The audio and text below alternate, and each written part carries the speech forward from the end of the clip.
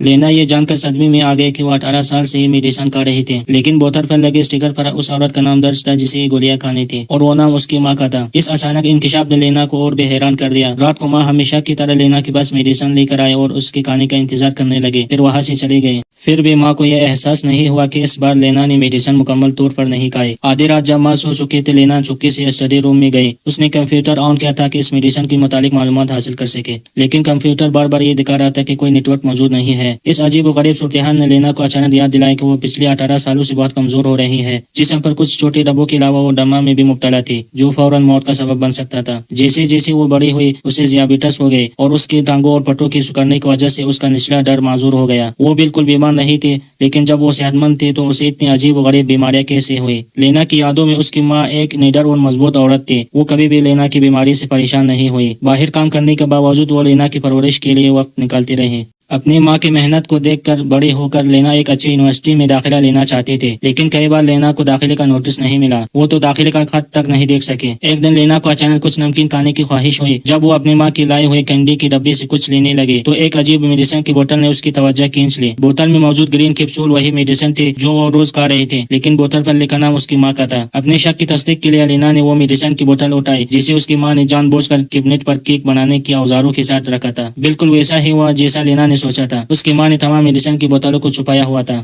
ایک ہے لمحے میں اس کی ماں کا برسوں سے قائم کردہ خوش اخلاق اور محبت کرنے والی ماں کا روپ اچانک بکھر گیا۔ اگلے دن جب اس کی ماں صحن میں سبزیاں لگا رہی تھی، لینا نے فون اٹھایا اور اسپتال کو کال کی۔ اس نے ڈاکٹر سے مشورہ کیا کہ جو میڈیسن وہ لے رہے تھے وہ کس بیماری کے علاج کے لیے تھی، لیکن ڈاکٹر اس نمبر سے بہت واقف تھا، یہاں تک کہ اسے لینا کی ماں کا نام بھی معلوم تھا۔ لینا نے فوراً فون کاٹ دیا، پھر اس نے بے ترتیب مختلف نمبروں پر کال کرنا شروع کر دی، اس امید میں کہ کوئی اجنبی اسے اس میڈیسن کی بنیادی معلومات فراہم کر سکے۔ پہلے تو دوسری طرف موجود آدمی نے لینا کی شناخت پر شک کیا، لیکن لینا کی وضاحت کے بعد آخرکار اجنبی نے اس کی مدد کرنے پر رضامندی ظاہر کی۔ اجنبی کی تحقیق کے مطابق لینا کئی سالوں سے ٹرائسن نامی میڈیسن لے رہے تھے جو دل کی بیماری کو کم کرنے کے لیے استعمال کیے جاتے ہیں، لیکن لینا کو یاد آیا کہ اس کے دل کی بیماری 8 سال پہلے ہی قابو میں آ چکی تھی۔ اس کی ماں کو بھی اس بات کا علم تھا، پھر بھی وہ اسے یہ دوا کیوں کھلا رہی تھی؟ جب لینا اس سوچ میں تھے تو اجنبی نے بتایا کہ ٹرائسن کی گولیوں کا رنگ مکمل طور پر ریڈ ہوتا ہے۔ یہ سن کر لینا کے جسم میں خوف کے ایک سرد لہر دوڑ گئی۔ یہ جملہ براہ راست اس کی ماں کے خوفناک عمل کی تصدیق کر رہا تھا کہ اس نے میڈیسن بدل دی تھی۔ لینا جانتے تھے کہ اب وہ مزید انتظار نہیں کر سکتے۔ کھانے کے دوران اس نے اپنی ماں سے کہا کہ وہ سینما جا کر فلم دیکھنا چاہتے ہیں۔ یہ تجویز اس کی ماں کے شک کو بیدار نہ کر سکے۔ باہر جانے سے پہلے جب اس کی ماں نیچے انتظار کر رہے تھے، لینا نے وہ میڈیسن جو اس کی ماں نے اسے لینے کے لیے دی تھی اپنے ساتھ رکھ لی۔ پھر اس نے لاپرواہی کا مظاہرہ کرتے ہوئے اپنی ماں کے ساتھ سینما جانے کا بہانہ کیا۔ جب فلم آدھی ہو چکی تھی، لینا نے جان بوجھ کر باتھ روم جانے کا بہانہ کیا تھا کہ موقع پا کر اپنی ماں سے الگ ہو سکے۔ سینما سے نکلنے کے بعد لینا جلدی سے قریب ہی موجود ایک فارمیسی کی طرف روانہ ہو گئی، لیکن اس وقت فارمیسی میں خریداری کا رش تھا۔ لینا کو صرف اپنی معذوری کی شناخت پر انحصار کرنا پڑا، اس امید پر کہ فارمیسی کا اونر اس کے ہاتھ میں موجود میڈیسن کے متعلق تفصیلات معلوم کرنے میں مدد کرے گا۔ اگرچہ اونر اس میڈیسن سے بہت اچھی طرح واقف تھا، وہ جانتا تھا کہ حال ہی میں ایک عورت اکثر اس میڈیسن کو اس سے خرید رہی ہے۔ خریدار کی ذاتی معلومات کی حفاظت کے لیے مالک نے فوراً لینا کی ریکویسٹ کو مسترد کر دیا اور اس کی شناخت پر سوال اٹھایا۔